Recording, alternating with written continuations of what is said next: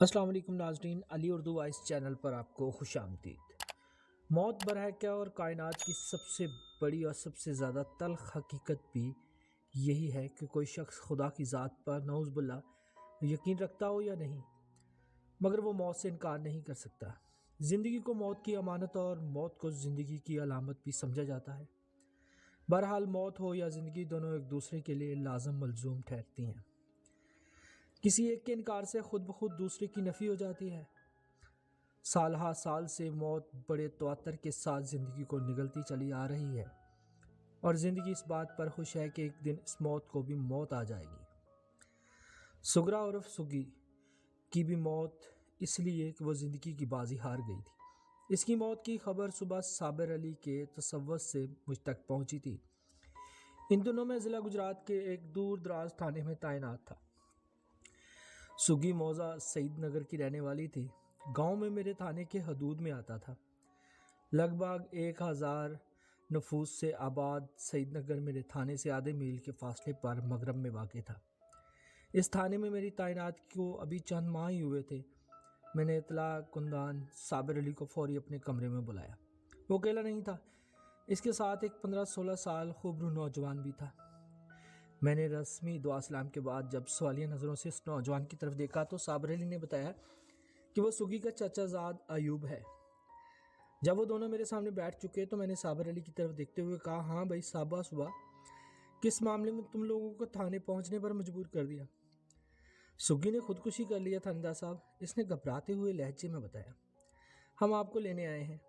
میں سیدھا ہو کر بیٹھ گیا اور سگی کے بارے میں پوچھا۔ اس نے مختلف صورتحال سے آگاہ کیا۔ میں نے سوال کیا، سگی سے تمہارا کیا رشتہ ہے؟ جی میں تو پٹواری صاحب کا پڑوسی ہوں، اس نے جواب دیا۔ ایوب پٹواری مشتاق کا بیٹا ہے، سگی انہی کے گھر میں رہتی تھی۔ میں تو بس ساتھ آ گیا ہوں جناب، اس علاقے کے زیادہ تر لوگوں سے ابھی میری شناسائی نہیں ہوئی تھی، البتہ مشتاق پٹواری کا نام میں نے سن رکھا تھا۔ اس سے میری ایک بھی ملاقات نہیں ہوئی تھی۔ وہ سعید نگر کی ایک مصروف شخصیت تھی۔ میں نے صابر علی سے پوچھا، خود پٹواری صاحب کہاں ہیں؟ اس واقعے کی اطلاع دینا تو انہیں تھانہ آنا چاہیے تھا۔ ابا جی گجرالے گئے ہوئے ہیں، ایوب نے بتایا، وہ آج شام تک واپس آ جائیں گے۔ وہ صبح کا وقت تھا اور میں ابھی اپنے کمرے میں آ کر بیٹھا ہی تھا۔ میں نے ایوب کی آنکھوں میں دیکھتے ہوئے پوچھا، وہ اتنی صبح گجرالے کیا لینے چلے گئے ہیں؟ وہ آج نہیں گئے؟ وہ کل دوپہر کے بعد یہاں سے گئے تھے، ان کا رات کو گجرالے میں رکنے کا پروگرام تھا۔ یہ بات انہوں نے جانے سے پہلے گھر میں بتا دی تھی۔ میں نے سگے کی موت کے حوالے سے 2-3 ضروری سوالات کیے، پھر ان لوگوں کے ہمراہ جائے وقوع کی جانب روانہ ہو گیا۔ کانسٹیبل امانت علی بھی میرے ساتھ تھا۔ چند لمحات کے بعد میں اور صابر علی ایوب کی میت میں مشتاق پٹواری کے گھر پہنچے۔ مشتاق پٹواری کا گھر خاصا کشادہ اور شاندار تھا، جس کا رقبہ 15 مرلے سے کم نہیں تھا۔ میری خواہش پر فوری مجھے اس کمرے میں پہنچا دیا گیا۔ یہاں سگرا عرف سگی نے خودکشی کی تھی۔ موت کا منظر کسی بھی صورت خوشگوار نہیں تھا، لیکن سگی کے حوالے سے میرا بلا مقابلہ کہہ سکتا تھا کہ اس کی موت کا نظارہ دل ہلا دینے والا تھا۔ جب میری نگاہ پہلی مرتبہ اس کی لاش پر پڑی تو وہ کمرے کی چھت سے جھول رہی تھی، اور وہ بھی اس طرح کہ اس کی گردن میں مضبوط رسی کا پھندا کسا ہوا تھا۔ آنکھیں بند تھی اور گردن کی لمبائی میں نمایاں اضافہ نظر آنے لگا تھا۔ پھندا بردار رسے کا دوسرا حصہ چھت کے ستون کے ساتھ بندھا ہوا تھا۔ سگی کی لاش کمرے کے فرش پر کوئی 2 فٹ اونچی تھی، اور مطلب یہ تھا کہ اس کے پاؤں اور کمرے کے فرش کے درمیان بامشکل 2 فٹ کا فاصلہ تھا۔ اس جھولتی لٹکتی لاش کے قریب ہی فرش پر ایک چوبی سٹول الٹا پڑا تھا۔ سٹول کے لفظ میں نے اضافہ اس لیے کیا، ورنہ در حقیقت وہ ایک سٹول نما سٹینڈ تھا جو عموماً مٹی کے گھڑوں کے نیچے رکھا جاتا ہے۔ میں نے کانسٹیبل امانت اور مشتاق پٹواری کے پڑوسی صابر کی مدد سے سگی کی لاش کو بحفاظت نیچے اتار لیا اور اس کا معائنہ کرنے لگا۔ سگی نے موسم کی مناسبت سے گرم لباس پہن رکھا تھا۔ وہ ایک خوش شکل اور پرکشش لڑکی تھی، عمر 23 اور 24 کے درمیان ہوگی، لیکن اب کچھ بھی باقی نہیں بچا تھا۔ اس کی تمام تر خوبصورتی اور رعنائی خواب و خیال ہو کر رہ گئی تھی۔ اس کی چھت سے جھولتی لاش کو دیکھ کر پہلی نظر میں مجھے اندازہ ہو گیا تھا کہ اب اس کا شمار زندہ انسانوں میں نہیں کیا جا سکتا۔ میں نے جائے وقوع کی کارروائی کو نپٹایا اور سگی کی لاش کو کانسٹیبل امانت کی نگرانی میں پوسٹ مارٹم کے لیے سرکاری ہاسپٹل بھجوانے کا فیصلہ سنایا۔ اس موقع پر پٹواری کی بیوی زلیخا نے مجھ سے کہا، تھاندار صاحب پٹواری جی تو کہانے دیں، پھر سگی کی لاش کو آپ کیا پٹواری صاحب 2 گھنٹے میں واپس آ جائیں گے؟ میں نے زلیخا کی بات مکمل ہونے سے پہلے ہی پوچھ لیا۔ نہیں جی، وہ تو شام کو واپس آئیں گے، میں شام تک ان کی واپسی کا انتظار نہیں کر سکتا، میں نے 2 ٹوک انداز میں کہا۔ وہ جب آپ واپس آ جائیں تو انہیں میرے پاس تھانے بھیج دینا، میں خود اس سے بات کر لوں گا۔ میرے حتمی انداز کے بعد زلیخا یا گھر کے کسی اور فرد نے کوئی اعتراض نہیں کیا۔ میں نے امانت علی کو حکم دیا کہ وہ سگی کی لاش کو لے کر فی الفور ہسپتال کے لیے روانہ ہو جائے۔ میں امانت علی کے جانے کے بعد زلیخا کے ساتھ بیٹھک میں آ گیا تاکہ اس اندھاناک واقعے کی تفصیل جان سکوں۔ تھانے سے اس طرف آتے ہوئے رستے میں صابر علی سے میں نے جو معلومات حاصل کی تھی ان کے مطابق اس گھر میں کل 6 افراد رہتے تھے۔ پٹواری مشتاق، اس کی بیوی زلیخا، بڑی بیٹی نغمہ سے چھوٹے 2 بیٹے ایوب اور اسحاق اور سگرا اور سگی۔ پٹواری مشتاق کو تو گجرا والے گیا ہوا تھا اور سگی عدم آباد کے سفر پر روانہ ہو چکی تھی۔ باقی 4 افراد اس وقت گھر کے اندر موجود تھے اور میں زلیخا کے ساتھ بیٹھک میں موجود تھا۔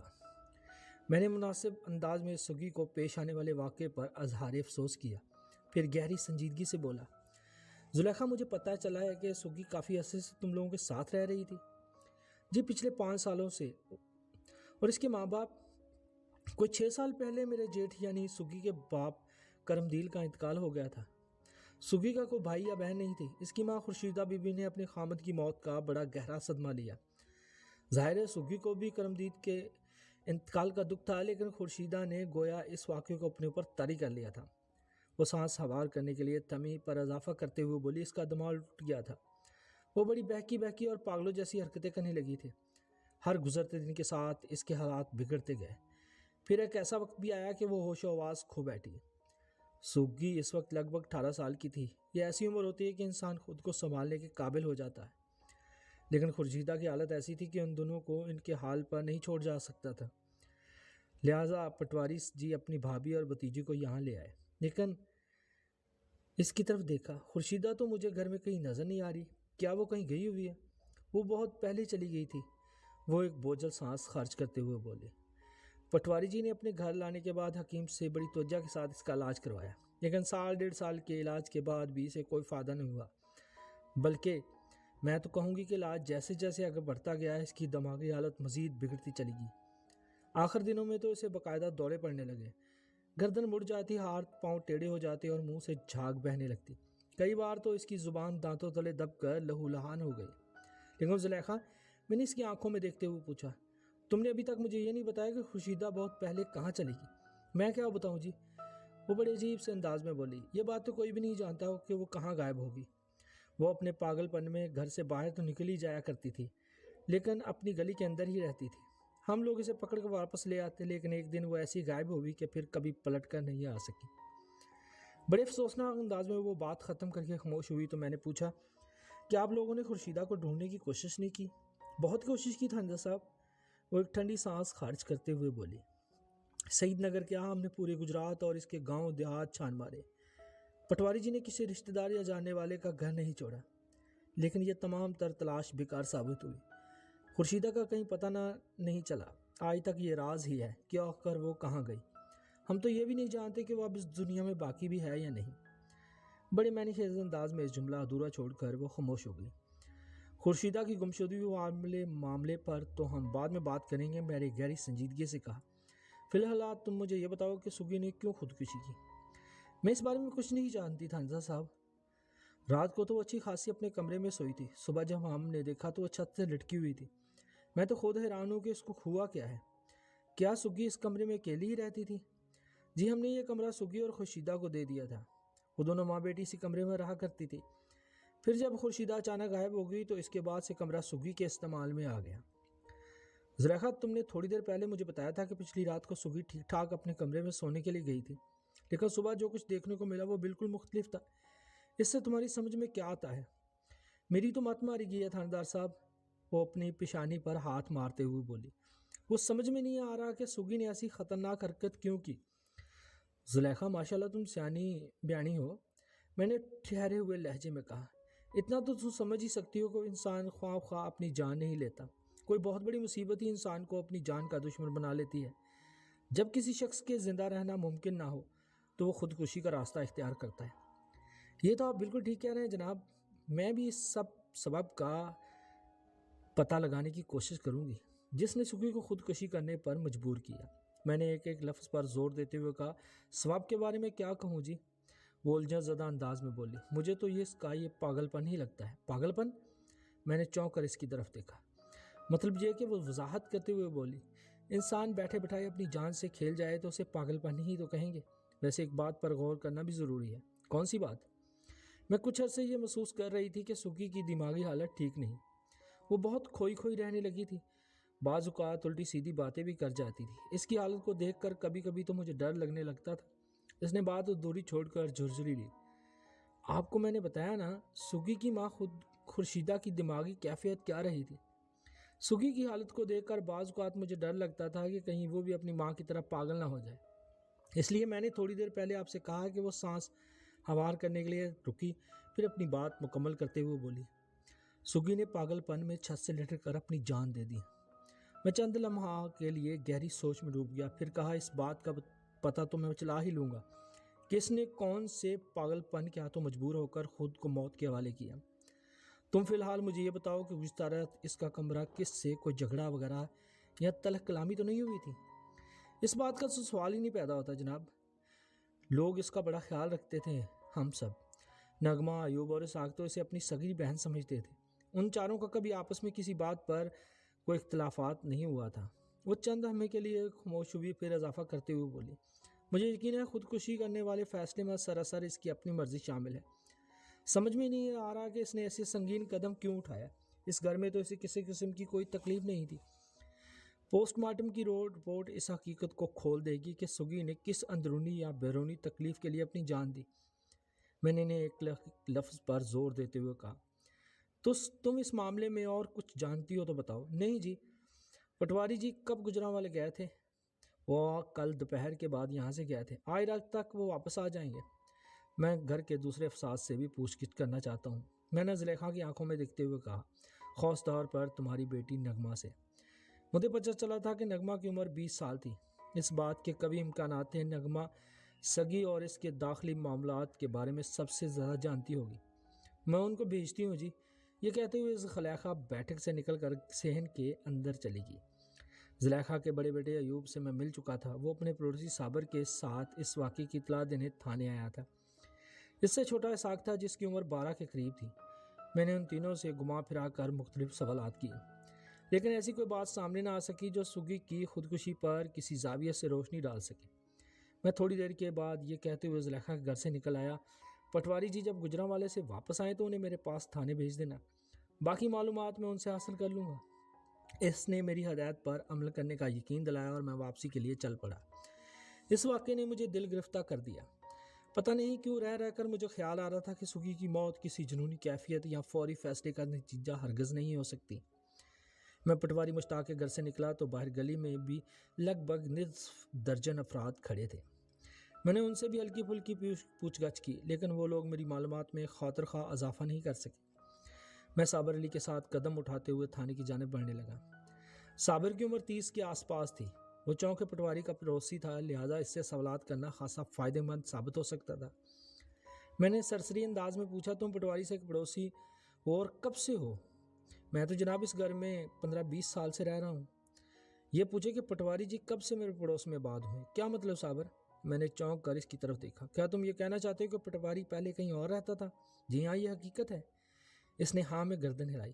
یہاں تو یہ لوگ 5-6 سال پہلے آ کر آباد ہوئے ہیں. یہ گھر دراصل پٹواری مشتاق کے بڑے بھائی کرم دین کا تھا. پہلے وہی خورشیدہ اور سگی کے ساتھ اس گھر میں رہا کرتے تھے.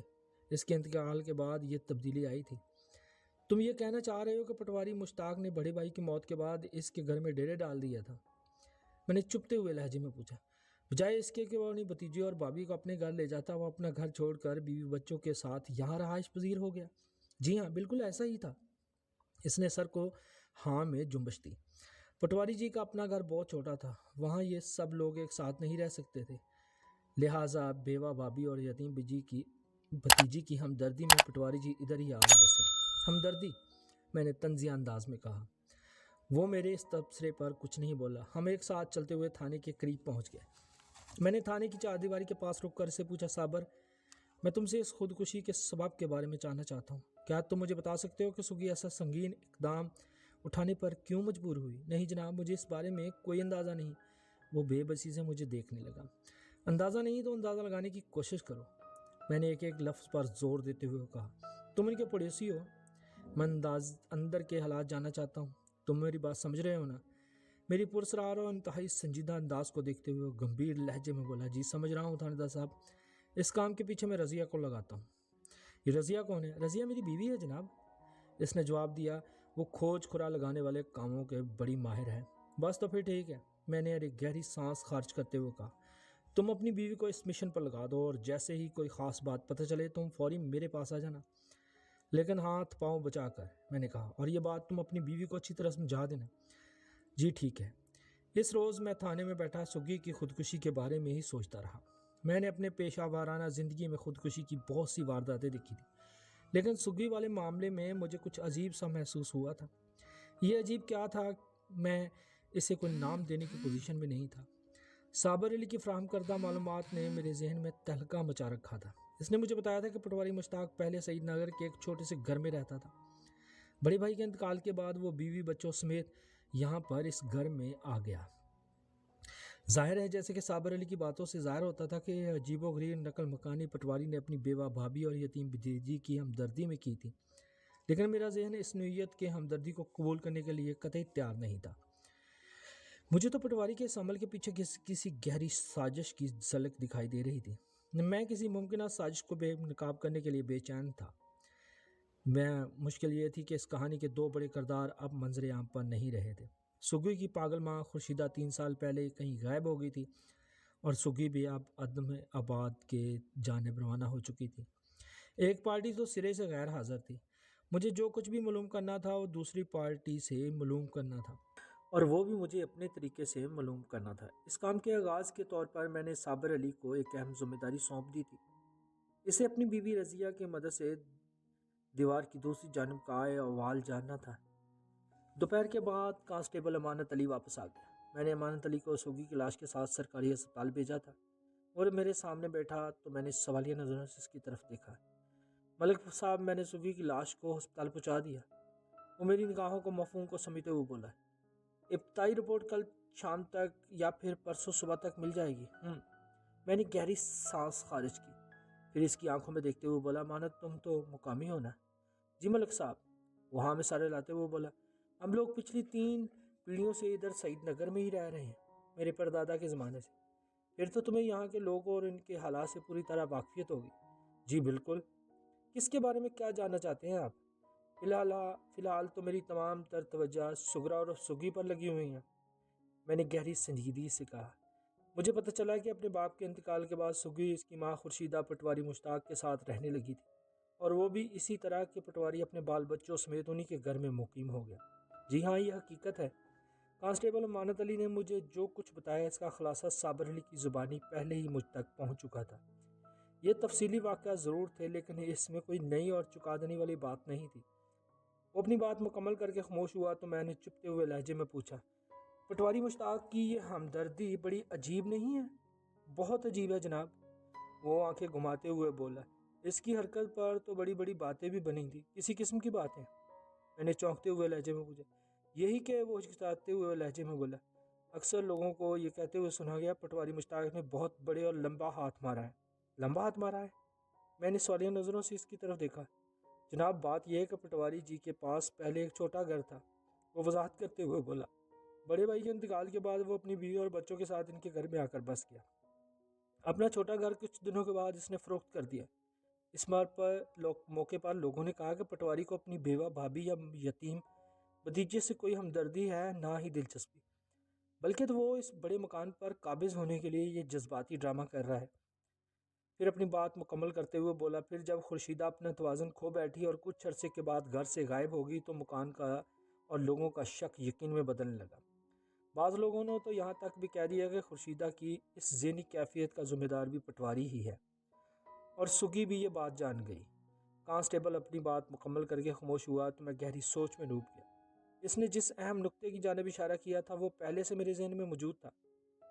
پٹواری کے بڑے بھائی کرمدید کے انتقال کے بعد اب تک کی صورتحال کو اگر تفصیلی نظر سے دیکھا جائے تو پٹواری مشتاق کا کردار کئی زاویوں سے شک کے دائرے میں قید نظر آتا ہے۔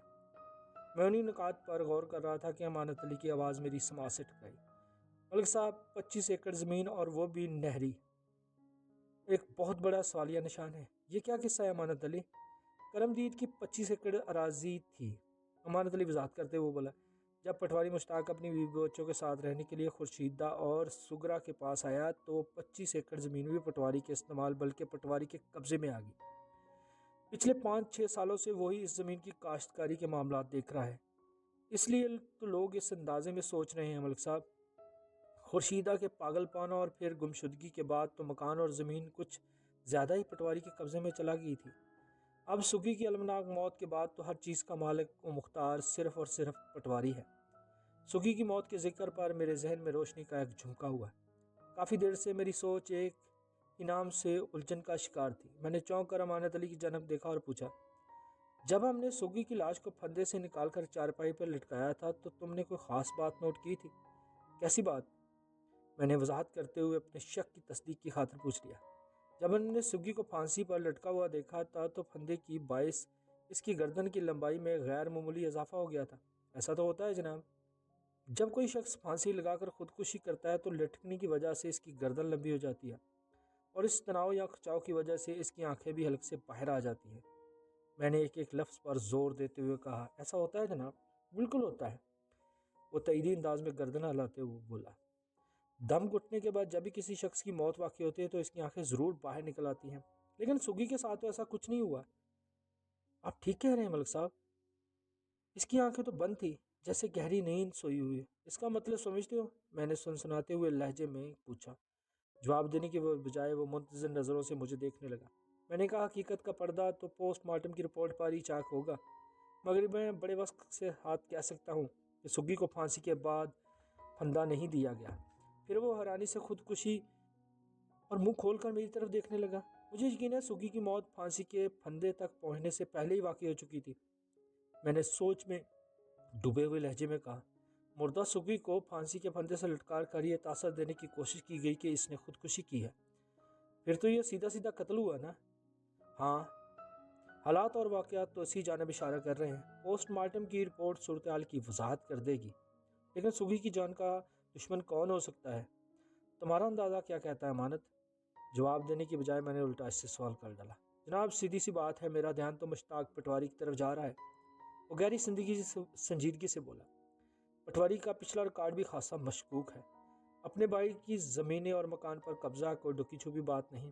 کرمدین کی بیوہ خورشیدہ اپنا پاگل پن میں پتہ نہیں کہاں غائب ہو گئی۔ اس زمین و جائیداد کی اکلوتی وارثی یہ سگی ہی باقی بچی تھی۔ آپ میری بات سمجھ رہے ہیں؟